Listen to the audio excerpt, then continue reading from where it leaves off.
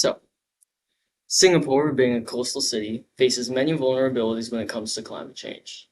Most coastal cities already have more challenges than landlocked areas. Flooding, tsunamis, hurricanes, typhoons, and even volcanoes or earthquakes if the city is located along the Pacific Ring of Fire. Climate change exacerbates these effects. Global warming makes hurricanes more intense, causing insurance companies to pull out of areas along the American East Coast, like Florida. Rising sea levels from melting ice caps increase the threat of flooding in coastal cities closer to sea level. And tsunamis get the worst combo of both threats. Rising sea levels mean more water to move, which makes them more damaging. Singapore is only 5 meters above sea level at its lowest point and 15 meters above sea level at its highest. In short, Singapore is screwed if climate change continues how it is now. Beyond just damaging the city, flooding and typhoons can damage local terrestrial ecosystems and destroy marine life.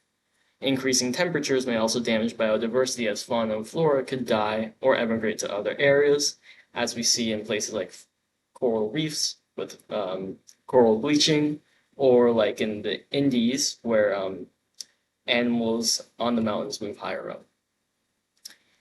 Heat can also place farms and humans at risk by causing droughts, killing plants, and increasing cases of vector-borne diseases such as dengue fever and other mosquito-borne diseases, as well as heat stroke or exhaustion.